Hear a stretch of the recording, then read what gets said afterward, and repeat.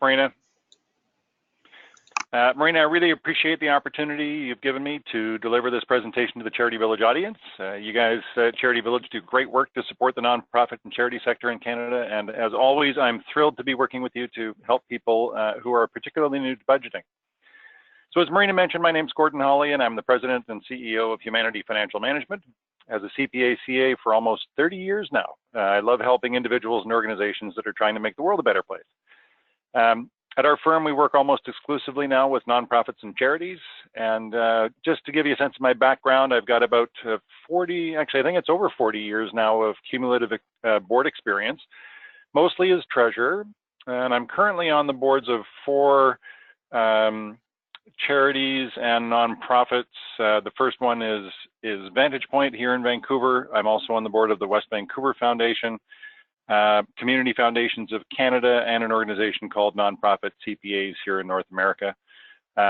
We also do a bunch of work presentations. We've done 3 or 4 now with Charity Village, and do them periodically with organizations like the Canadian Charity Law Association, the Association of Fundraising Professionals, and the Canadian Association of Gift Planners. I think I've got one coming up tomorrow with them.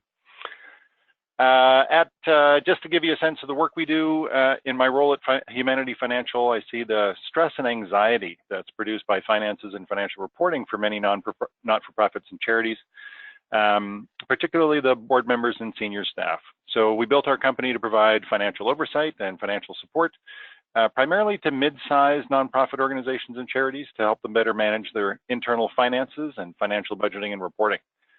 Ultimately, our company works to instill confidence and credibility in organizations by streamlining their internal financial management so that they can focus their energies on their programs. And we chose specifically to work in the nonprofit sector because we believe that not only it has some of the biggest opportunities for improvement, but it also includes the added bonus of being filled with the people that we really enjoy working with. And from my perspective, life's far too short not to feel like you're making a meaningful contribution and working with people that you really enjoy. So we love that we can leverage our financial expertise to make a meaningful contribution to people and organizations that are trying to make the world a better place. And we often find inspiration from the individuals like you who are working tirelessly for their causes. And many people think that working with numbers is dry and boring, and fair enough, but ultimately we work with people, and I love it when we can help make their lives a little easier and a little less stressful, and working with numbers allows me to do that, and I love it. So we're often at our firm the outsourced finance department for many of our clients. We provide part-time bookkeepers, controllers, and chief financial officers. And we also help organizations create financial systems that provide meaningful, strategically useful information. And we create systems that protect the assets and reputations of the organizations and their directors.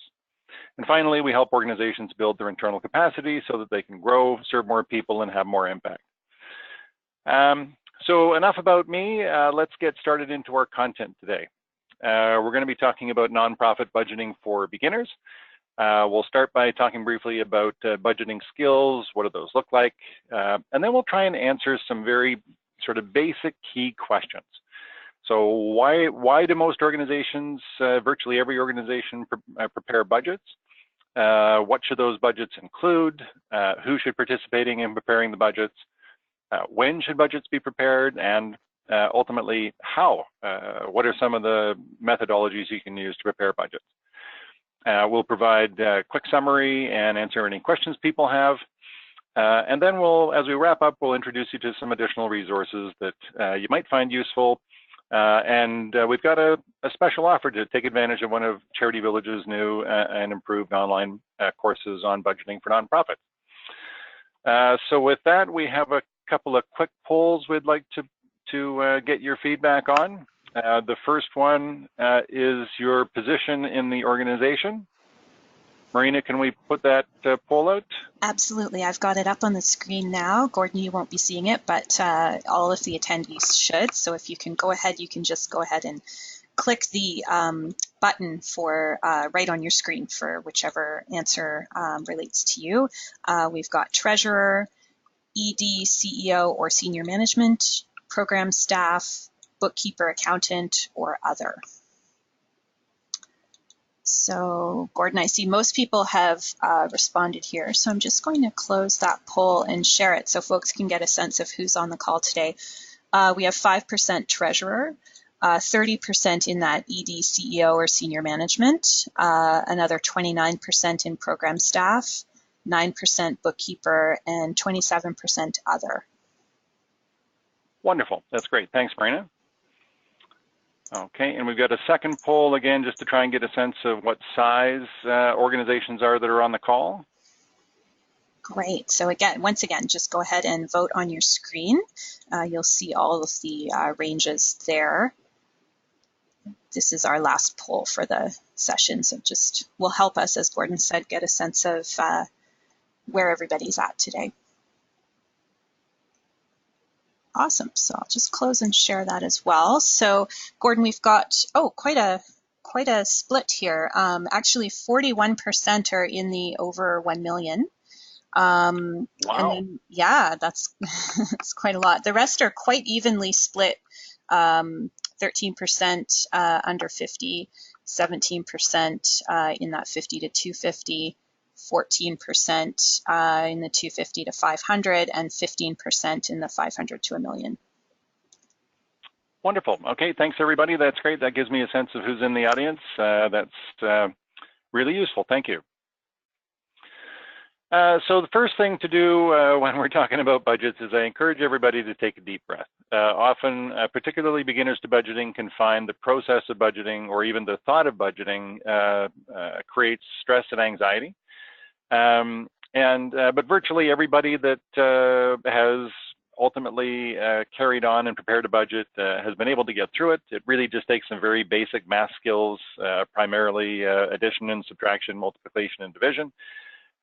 Certainly helps if you can use a program like Excel or Numbers or one of the spreadsheet programs, because budgeting is mostly common sense and the math is usually fairly simple and straightforward. And ultimately, people get better over time. You know, it's like anything, the more you do it, the more you practice it, the better you get at it. And ultimately, non-financial people can become great at budgeting over time. So take a deep breath and don't stress too much about it.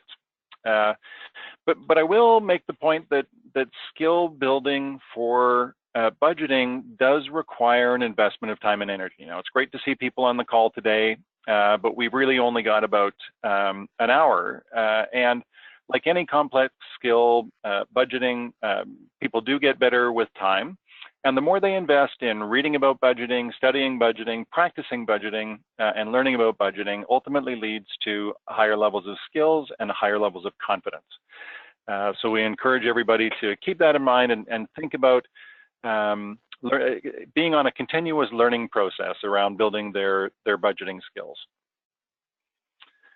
Okay, so going to our first primary question, why do virtually all organizations prepare budgets? Well, primarily, it's a risk reduction tool. And well, imagine trying to run a project or an organization successfully without having a budget in place. How would you know how much you can spend? How could you plan your activities, hire staff, and make commitments and sign contracts? If you didn't have a budget in place, it would be very risky, and the result would more than likely not be very good. So your budget, first and foremost, is a planning tool to allow you to figure out how much you can spend or how much you need to raise. It allows you to plan your year, your activities, your programs, and the staff that you'll need. A budget also allows you to set and communicate financial and non-financial expectations for the year to your board, to your funders, and to your staff team. It also allows you to involve all of the people you need in your planning process. And when your board approves your budget, it effectively gives you their blessing to undertake the plans outlined in the budget. A budget also allows you to make sure that everybody's aligned with respect to your big plans for the year. So which programs are you running, how much funding is required, which staff you'll need, and all the other expenses required. Budget helps ensure that everybody's on the same page with respect to the activities for the year, and a good operating plan that lays out your goals in words also helps.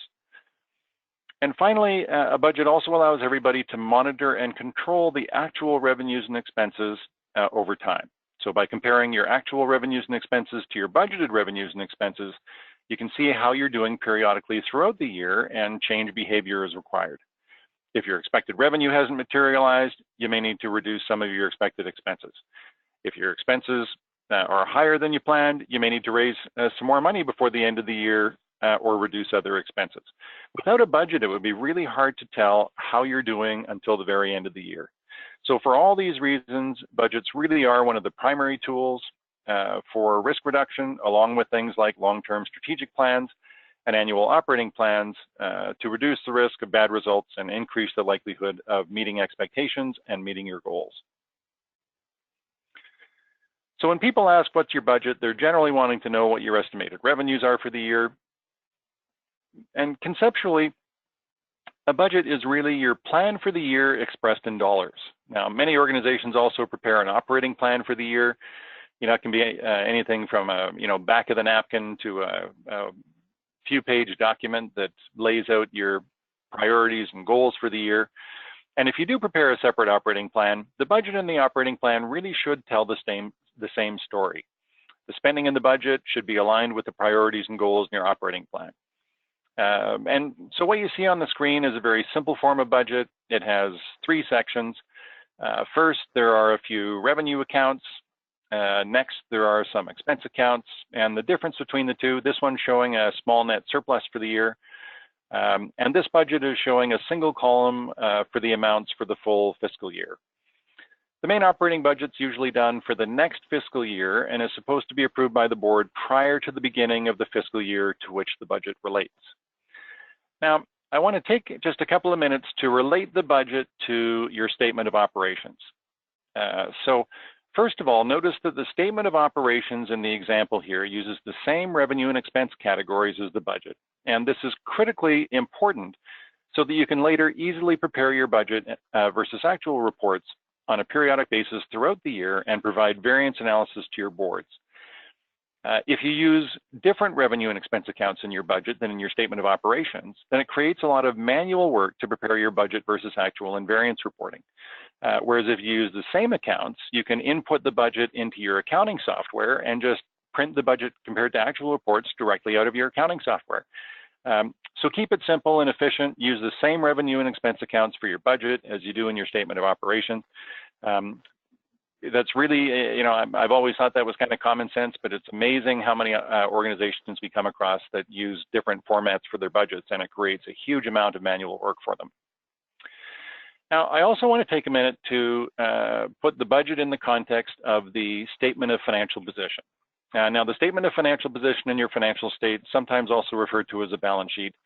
And as you may or may not know, the statement of financial position is made up of 3 sections as well. So you've got assets at the top, which are all the things that your organization owns. You've got liabilities in the middle, and these are all the items that your organization owes to other people and other organizations. And then at the bottom, you've got a net assets, sometimes also called fund balances, which are essentially your accumulated surpluses and deficits since the inception of your organization. Now, the net assets is particularly important because it's generally recognized that in order to be healthy and sustainable, organizations should try and accumulate at least 3 to 6 months of their operating expenses in their unrestricted net assets. This allows them to have a bit of a cushion in case unexpected expenses arise or some of their expected revenue doesn't materialize. It also allows organizations to have the flexibility to do a deficit budget in a particular year if they need to do some capacity building or take on an extraordinary project. So when we talk later about whether the end result of your budgeting process should be a balanced budget, a surplus budget, or a deficit budget, this line on your statement of financial position will give you a sense of where you should be aiming. If you don't have at least 3 to 6 months of next year's operating expenses and unrestricted net assets at the beginning of the year, you should really likely plan for a surplus to start building up your reserves. If you have a good reserve balance or cushion at the beginning of the year, then you can either plan for a balanced budget, or you might even have the flexibility to plan for a deficit budget. But if you don't have an accumulation of net assets here on your balance sheet, you don't have the flexibility to run a deficit, otherwise you'll run out of cash. So really important to know how the budget ties into both the operating statement and the statement of financial position. Now, so we decided to do a budget and reduce our risk and keep everyone on the same page. What should the budget look like? We talked about whether it should be balanced, a surplus or deficit. Many organizations, particularly as they grow, make their budgets a little more sophisticated and start doing budgets by either program or by funder or both. So, you know, the easiest budget is to prepare is a one-column budget with your revenues and expenses for the full year, covering all of your programs and funders. And that might be what your first budget needs to look like. But as your organization grows and becomes more sophisticated, organizations often create these multi-column budgets, either by program and project or by funder and contract or both. These require significantly more work at the outset, but can significantly reduce the amount of work through the year and provide better information for the organization to report to funders and to monitor the revenues and spending on their programs. And then should the budget be, again, done in a single column or monthly?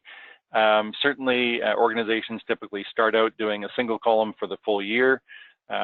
But many organizations choose to break their budgets down by month after they're prepared so they can get a sense of what their cash flow is going to look like and to try and identify any cash flow shortages way in advance so they have time to figure out a solution. So it's great to start off with an idea of what you want your budget to look like when you're done. Should it be a balanced budget where expenses are equal to revenues, or should your budget be for a surplus or deficit? Should it be a one-column budget for the whole organization's annual results, or should it be broken down by program or funder, or broken down into month? All of these questions need to be answered before you get started.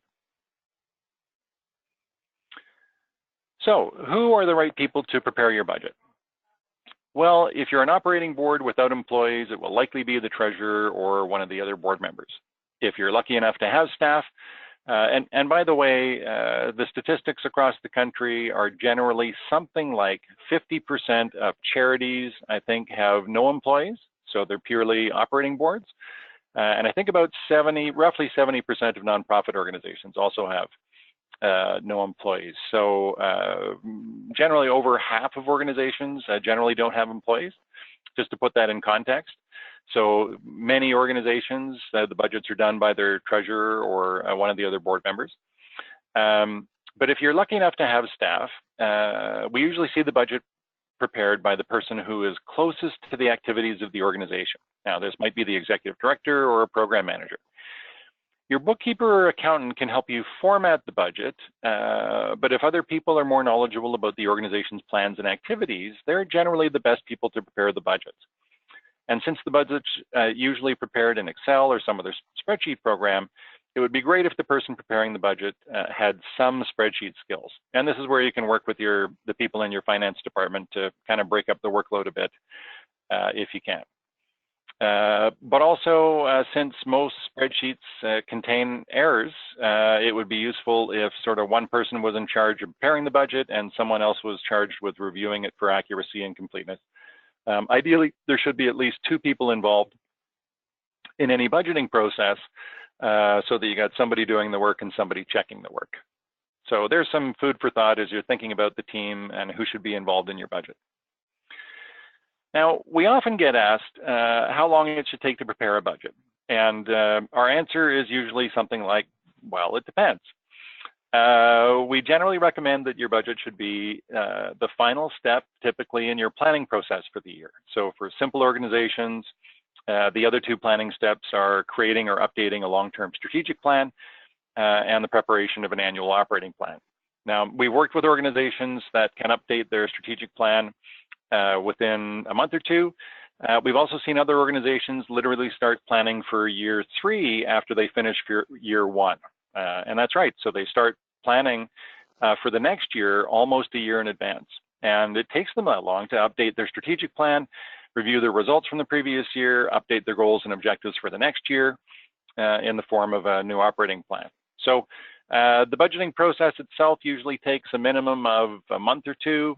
By the time you gather all the information you need, figure out who needs to be involved, complete the first draft, shop it around to key insiders to get input and buy-in, it usually takes at least a couple of months.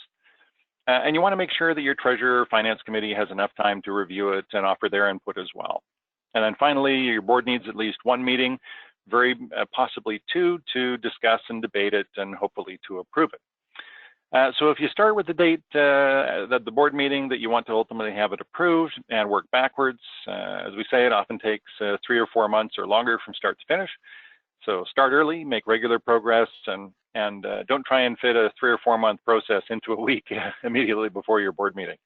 The slower and more methodical you are, the less stress and anxiety for everyone. And confidence increases as the process becomes more robust. So there are some thoughts on the timing and when to start your budget. And this is just an example of what a budget planning document might look like in terms of time frame, breaking out the steps, how long you think each step's going to take. And it often helps to actually track the amount of time that you spend working on a budget, so that the next person who does the budget, or when you're doing it the following year, you get a better sense of how long it actually takes for each of the steps.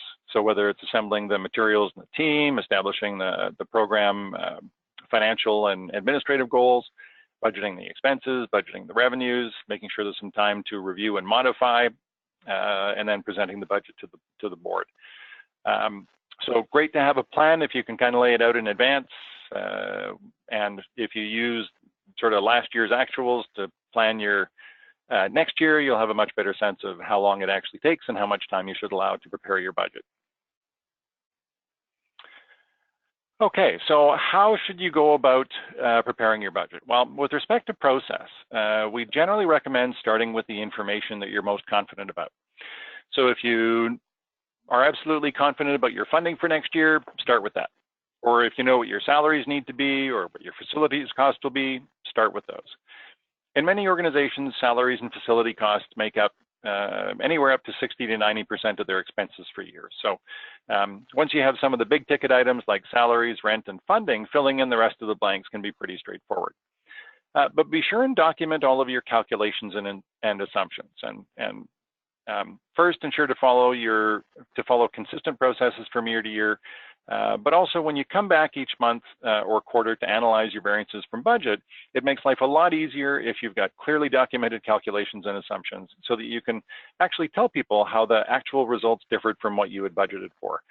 If you don't document your calculations and assumptions, future variance analysis can be very challenging. So use the comments function in Excel or the spreadsheet program to actually track your calculation and assumptions for each cell.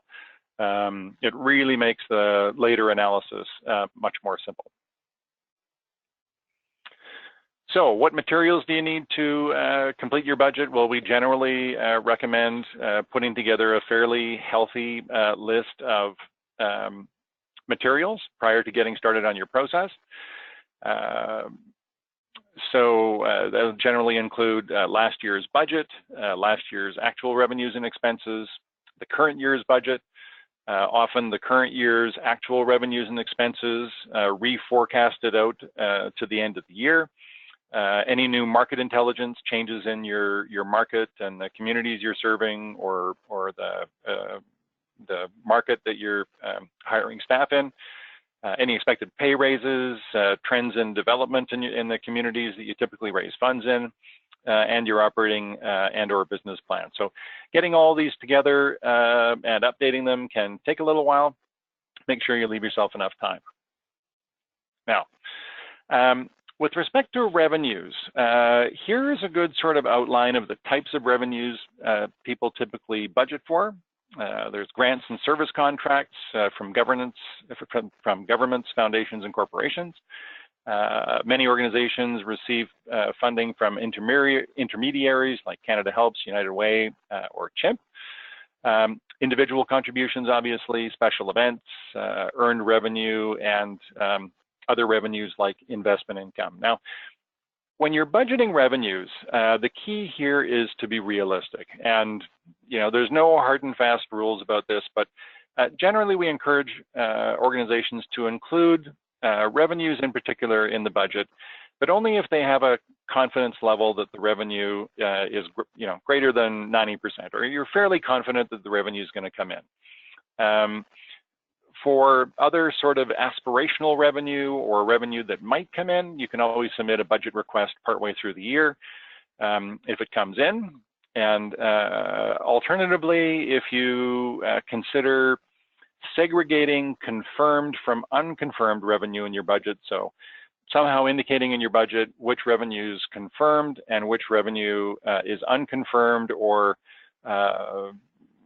subject to possibly not coming in, it'll give your board a sense of how firm your revenue numbers are and what your confidence level is. And the board's ultimately going to use this to approve spending based on the budget. So if the revenue doesn't come in, it can create a problem. So generally, we encourage organizations to be conservative in their revenues. So, you know, underestimate your revenues a bit, overestimate your expenses a bit. It's much easier to tell a good news story at the end of the year than it is to tell a bad news story. And one of the other things we strongly recommend, particularly for organizations that have a high degree of salaries and wages, is to prepare a salary schedule on a separate page. So this is one of the steps that we usually do in all the budgets that we help organizations with. And most organizations have a pretty good idea of what their staffing costs are going to be for the next year. Salaries and benefits are often the singular largest cost for most organizations. And as a result, we want to make sure we get those numbers right. If we get the salary numbers right, that's often the biggest part of the budget. So it provides some confidence that the budget as a whole is right. So creating a reconciliation schedule provides confidence that the correct amount of the salaries has been included in the budget. Now, a salary schedule is really just a listing of the total salaries and benefits for all of the employees. So it includes the base salary or wages, the employer's portion of CPP contribution, the employer's portion of EI contributions, the cost of any the cost of any employee benefit plans, things like medical, dental, life insurance, anything that's paid for by the company, and the cost of any other employee benefits like gifts, bus passes, and recreation memberships. You might even include professional development in there, but creating a robust salary schedule to compare the amount to the amount of salaries in the budget provides us with, again, a high level of confidence that most of the expense budget is correct. So this is a great tool to increase both your own confidence and others' confidence in your budget.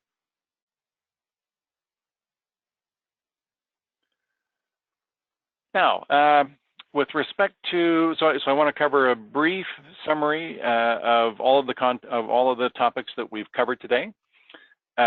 First of all, ideally, your budget should be complete and approved by your board prior to the start of your next fiscal year. So work backwards from your scheduled board meetings prior to the year end and plot a timeline that gives the board at least 2 board meetings to review, discuss, and hopefully approve your budget. Often the board comes up with questions for the budget in the first time you meet as a board, so it's useful to try and plan at least 2 board meetings. One, if there are questions that need to be answered that can't be answered in the meeting. You might be able to do it in 1 meeting, but if board members do have questions that can't be answered, it's always safer to plan for 2. And if you have clearly documented goals and objectives, starting 3 to 4 months prior to the year end should give you enough time, and if not, you may need more. The second piece is to assemble your team and determine who you'll need input from for the budget. You might need some input from funders, could be from program managers, your treasurer, key board members, key managers. For some people, you may be on your own. But generally, the more the better. Budgeting is a planning process, so the more people involved in the process, the higher the buy-in and accountability. You eventually have to get buy-in from your board and team, so the more they're involved in the budgeting process, the better. Gathering the required information. There's a few pieces of information that we usually try and start with. Obviously, as we mentioned, any planning documents that we prepared that outline our goals and objectives for the current year or prior years. In an ideal world, we've already set some priorities for the current year, and I also try and get year-to-date financial results for the current year, plus projections to year-end, if we can do those. And that gives a really solid starting point to the extent that some things will likely be the same as last year. Number 4, we mentioned always using the same account structure for your budget as you use to track the actual results. As we mentioned, as your budget has different categories for your revenues and expenses that you use to track actual results, it becomes really difficult and time consuming to compare the actual results to the budgeted results and calculate the differences. So wherever possible, try and use exactly the same account structure in your budget as you do for your bookkeeping and accounting system. Finally, start with the information you're most, start with the information that you're most confident about. In some organizations, this may be the revenue or the expenses like salaries and rent. I've seen organizations that have recurring grants start with revenue because they have been working with their funders for the last few months and can pretty much guarantee what the revenue will be for the next year. I've also seen other organizations that have many full-time employees, and they often start with salaries. And this really tells them how much they have to raise next year in order to cover their expenses. So the key is to be clear which information you're most confident about and which information you're not. Let's see. So, include some notes with your budget if there's anything that readers should know. So many budgets contain revenues that are soft or unconfirmed. It's good to let people know this so that they can understand how hard and confident you are with respect to the revenue numbers. Same with some of the big expenses. If you're doing something different this year compared to prior years, and if you've had to estimate some important numbers, make sure that you can indicate these in your estimates, and that the estimates may vary based on experience. Document your assumptions and calculations. Excel has a wonderful feature that allows you to add notes to cells. We strongly recommend using this feature or other features of Excel to document how you arrived at your estimates and all the estimates and assumptions that are included in your budget. These become very useful when you're trying to analyze the variances from budget and when you're preparing your budget for the following year. And documenting your process will really speed up any subsequent analysis over the course of the year. We generally see organizations budgeting to a small surplus. Many organizations, there's been some research out recently that shows that most organizations don't have the level of strategic operating reserves that will make them into a healthy and sustainable organization and prevent risk of running out of cash. So if you can, we really encourage organizations to try and budget for a surplus to build up their operating reserves, unless your operating reserves are already in good shape, in which case you have the flexibility to either budget for a break even or even possibly do a deficit budget for the current year. I'm on the board of one organization. We were lucky enough to build up significant surpluses over a number of years, and it's allowed us now to run some deficit budgets and start investing in building our team and building our capacity. And those investments have been paying off. So our organization continues to grow. But we've had, because we were relatively conservative in the prior years, we had built up a fairly significant unrestricted net assets, and that allowed us some flexibility to make the investments we needed to build our capacity to grow. And finally, ensure the alignment of your budget and with your priorities, your goals and objectives. We obviously need to budget for ongoing operations, but if we're going to achieve our goals for the year, it usually means spending some resources, money, and volunteer labor on them. One of the key criteria for evaluating a budget is the degree to which readers can connect the dots between the priorities we have for the year and how much money we're spending to achieve those priorities. So Marina, we've got a few more slides to talk about other resources, but I thought I'd take a quick break to see if we have any questions. Sure, yes, we have actually quite a few questions coming in, so maybe we can handle some of them now and some of them at the end. One that's been asked by a few people, is there a recommendation for budgeting software? Yeah, so great question.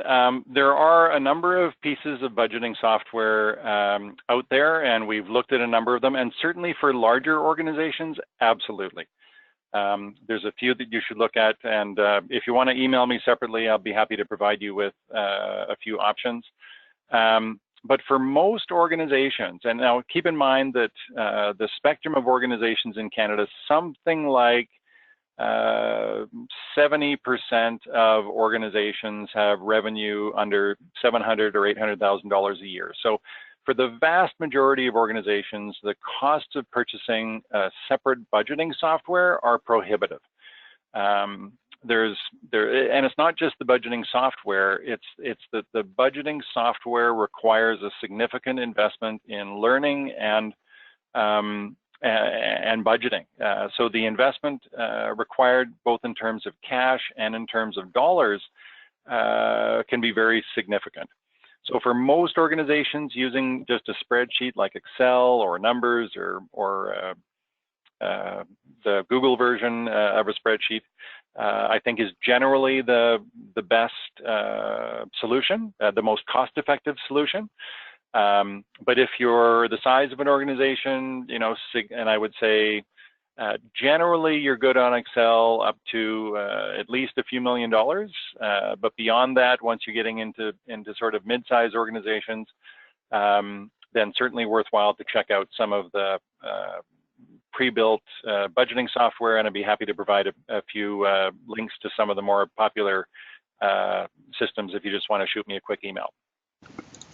Awesome. And then if you're already using some accounting software, would you be pulling the budget into that bookkeeping software, even if you've got it together in Excel? Yeah, absolutely. And this is one of the pieces that we find that organizations that don't take their budget from Excel into their accounting software tend to spend an inordinate amount of time comparing their budget to their actual during the year. Whereas if the budgets are already in QuickBooks, ideally QuickBooks or Sage 50 or whatever accounting software you're using, if you enter them in, ideally on a monthly basis, then you can print off a budget compared to actual report in seconds.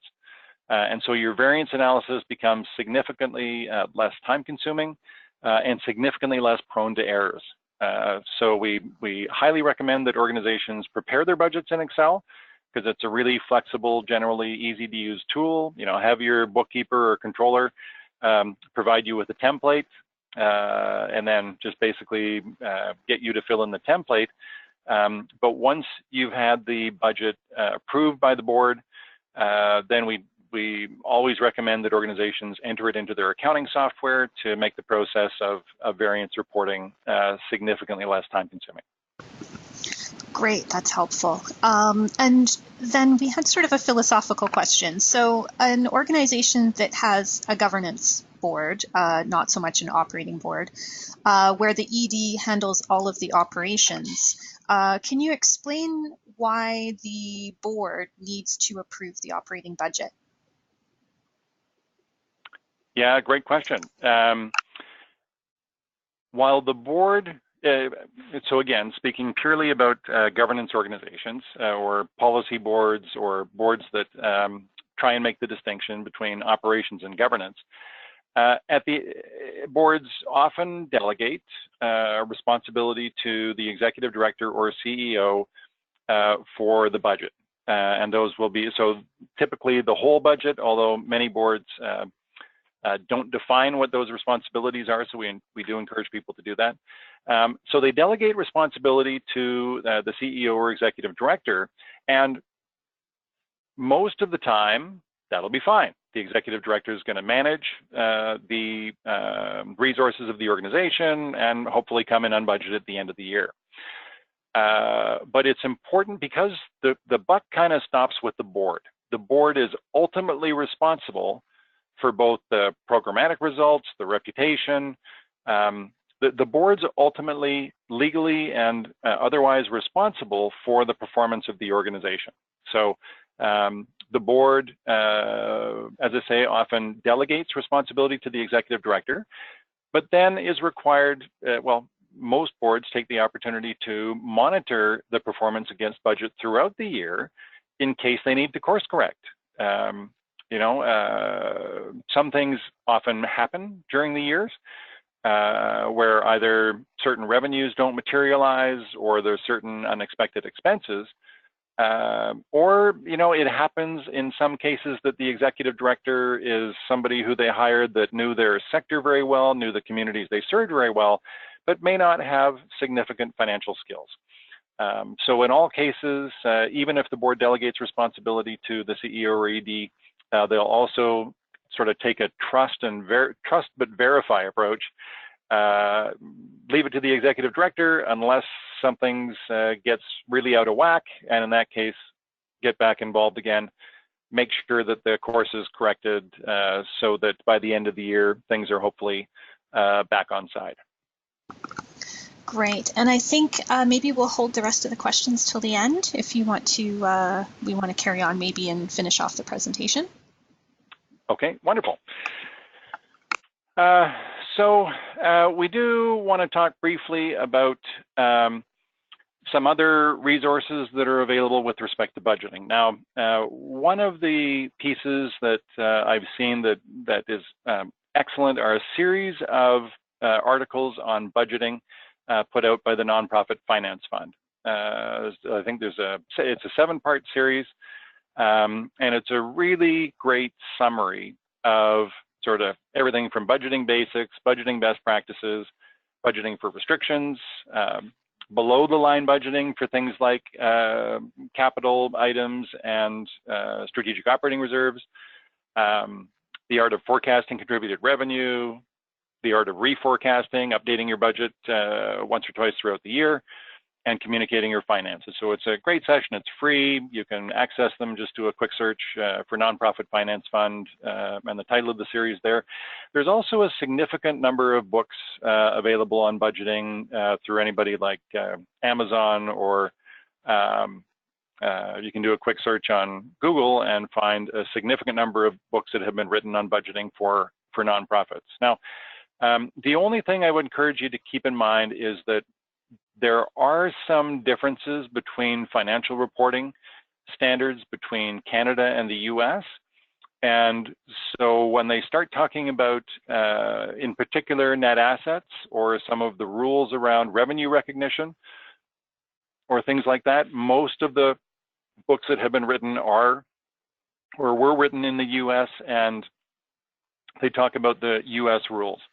I'm not aware that there are a few resources in Canada, sort of minor little papers, 10 or 20 page documents on budgeting. You can find those by doing a Google search, but try and make sure that whatever resource you use is Canadian, and if it's not Canadian, just be aware that there may be some differences between some of the things that are in the book and what you should actually be doing.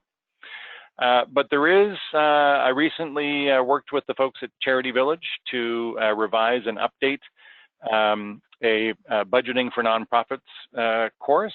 And this is part of a rollout of a significant number of updated and revised and in some cases new courses that are now available through the Charity Village website, including this nonprofit and budgeting.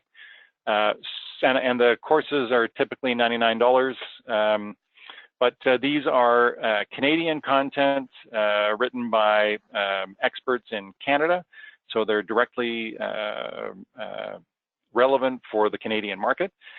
With respect to the Charity Village course, we broke it into 6 modules. So there's budgeting basics, how to read a budget, and the budget in a planning context. In part 2, we talk about how to create your budget, and we go into here a lot of detail about how to budget specific revenues, how to budget specific expenses, a lot more detail than we were able to cover today. And then in module 2, we talk about managing your budget throughout the year, and this is all about variance analysis, reporting to your boards, things you should think about with respect to whether or not you need to update your budget throughout the year. At some point, it often makes sense for organizations to reforecast the budget at mid-year or at some point throughout the year. And finally, we talk about some sort of additional budgeting techniques that provide people with more tools to make better budgets. Included in the resources, there are I think 12 downloadable resources and 13 online resources, including that nonprofit finance fund one, that go into significantly more detail on a lot of topics.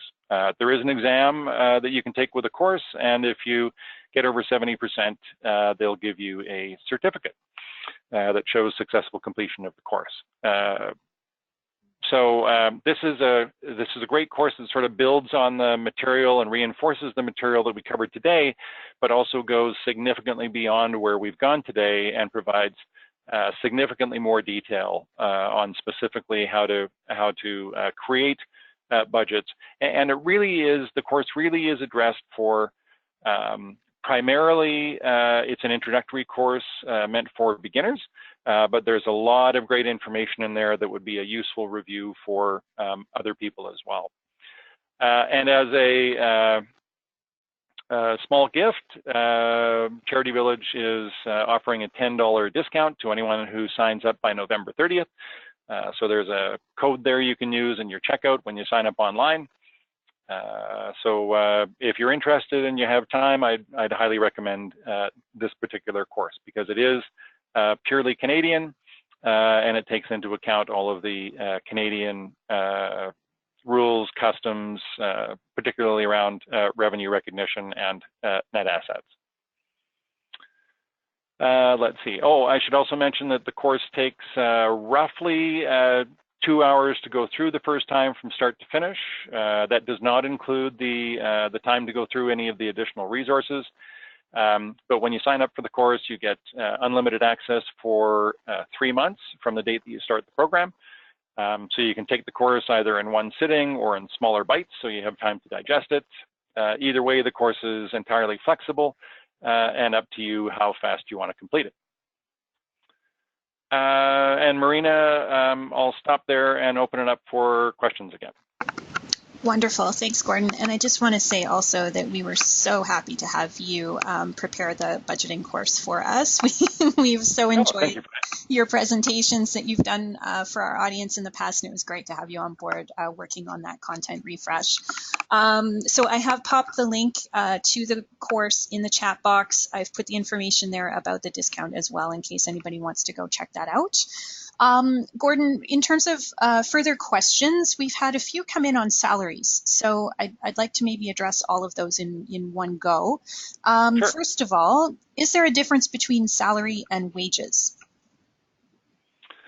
None that I'm aware of. There may be an academic difference between the two, but in common usage, I think we use those terms interchangeably. Although I think salary, people might consider salary to be sort of permanent employees. So they'd have an annual salary that you know in advance, whether it's for full-time or part-time, that's their annual salary. Wages, I think, is often meant to cover part-time people who are maybe hourly based, where you don't know in advance what their salary is for the year because they're just on an hourly or contract basis.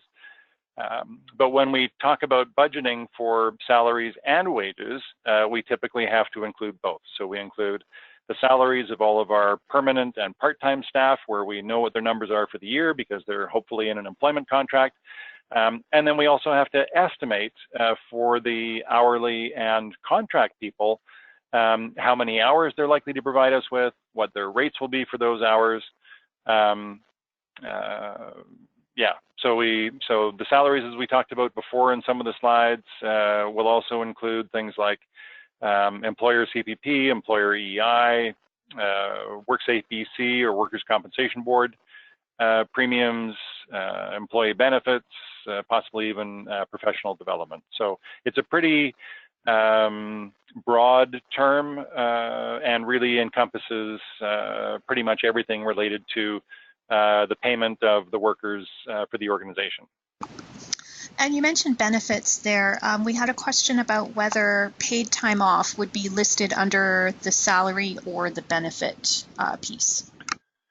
Yeah, so generally, well, for people that are on salary, generally not, because in theory, both vacation and other paid time off doesn't represent an additional cost to the organization. It represents people that aren't going to be at the working on those days, but their salary generally stays the same and isn't increased or reduced as a result of working more hours or less hours. So generally speaking, you don't need to worry about vacation unless your organization's in the habit of paying vacation out. Now, we don't generally recommend that because certainly from a best practice point of view, it's good for everybody to have some time off to decompress. We generally don't like to see organizations paying out vacation because it means that people aren't taking their vacation, and that can lead to burnout and potentially mental health issues. So, so generally speaking, paid time off and vacation generally don't impact the budgets unless for some reason it's going to actually increase the costs for the organization. Does that make sense? Yes, thank you. I think that's helpful. And then the other question is, how would you recommend potential salary increases, bonuses, or overtime be incorporated into the budget? It's a great question. Just a few thoughts on each of those. First of all, with respect to compensation, there are a number of compensation studies that are done every year or every couple of years that are available for you to get some benchmarks in terms of what other similar organizations are paying. I think Marina Charity Village has done one. Is that the salary and benefits report? Yeah. Do you guys do that on an annual basis? Is that a regular? Yeah, we run that every 2 years. And okay. Yeah, certainly if anyone's interested in accessing that, you can just shoot us an email. We're happy to point you to that on the website. And actually, I think we'll be going into data collection for our new report next year. So watch for that too. Excellent. And there are a few others that are available. Some are sector specific. So if you're lucky, you may be in a sector where there's organizations that I know with, for example, I'm on the board of Community Foundations of Canada, and I know that a number of the community foundations across the country compare salaries to get a sense of what everybody's doing and what the benchmarks are. And I know that there are other subsectors that do that as well. Certainly, we encourage organizations to come up with a compensation philosophy and to document that in a policy. And what I mean by that is if you look at a bunch of the or any of the compensation surveys, they will typically tell you what the different quartiles, for example, are. Like here's the top quartile, the second quartile, the third quartile, and the last quartile. And or they'll break it up in some metric like that. And what's really useful is to decide as an organization what your compensation philosophy is. Do you want to be paying average salary for all of the organizations in your sector? Is it really important for you to be able to attract the best people? Do you want to be paying in the top quartile? Or you know, is your funding available for salaries limited? Do you generally need to pay in the, the third quartile, or do you have to pay in the bottom quartile? Whatever the philosophy is of your organization, it's great to get that philosophy documented so that the organization can prepare the budgets knowing where they should be aiming for the different salary levels. So that's with respect to the coming up with compensation, certainly taking into account inflation. Often organizations at a minimum make inflation adjustments for their salaries. And then we also talked about, what were the other two? Yes, overtime and bonuses. Yeah. So overtime is a really interesting one, and overtime is generally determined by at a minimum, the employment standards regulations in your province. So first of all, take a look at the employment standards and make sure that when people are working overtime, that your generally paying overtime at a minimum, at least meeting the minimum standards in your employment legislation for the province you're in. Many organizations now we're seeing actually try and reduce their overtime because the cost of overtime is quite high. And so what they're doing is moving to more flexible schedules where they try and get people to self-regulate their overtime. So they adopt policies that say, you know, if you're required to work extra hours in a particular week, we encourage you to take some time off in the same week or the same couple of weeks so that the organization doesn't bear the additional cost of the time and a half or 2 times the relative hourly rates. So having a policy in place to reduce your overtime is always a good step, but otherwise, if you expect people generally to work overtime, you need to budget it, and you need to budget it based on what your policy for paying out overtime is. So if you pay out at time and a half, or you pay out at 2 times for different types of overtime, you need to make sure that those are included in your budget, because otherwise at the end of the year you could have a significant variance on your salaries if you didn't budget properly for the overtime. And then with respect to bonuses, we did some work on this with one of the organizations I was involved with a number of years ago. We hired an HR consultant to go and look at what the budgeting practices were across the country. And based on the surveys that the consultant told us about, they came to the conclusion that generally speaking, organizations under $1 million of revenue tend not to provide bonuses. And in fact, we're seeing more and more organizations, even at or slightly above, think about the bonuses and whether or not they actually provide, whether the bonuses are large enough to provide a real incentive, and how much work it takes to compute the bonuses. Often, so bonuses are an interesting question, and again, I think as an organization, you want to come up with a philosophy. Does your organization think bonuses will be a significant influence on performance? If so, there's lots of different ways people try and calculate bonuses, and if not, you know, building in healthy salaries to attract good people can be another way of going about it. So, but coming to a philosophy and having that philosophy approved by your board with respect to whatever your policy is a great start. So did I miss anything there, Marina, or do you think I caught most of the questions there? I think you got it. So that's great, and thank you for that comprehensive answer as well. I'm conscious that we're up on time here, so we're going to close things off for now. Gordon, did you have any final comments before we sign off? No, I think I would encourage people to continue their learning with respect to budgeting, lifelong learning process, and just wish everybody good luck. So thanks for coming to the webinar today, and good luck with your next budget. Awesome. Well, thank you so much, Gordon. You always bring wonderful presentations, and we so appreciate it. I do want to remind everyone before we sign off today that we are going to follow up with you by email, likely this afternoon.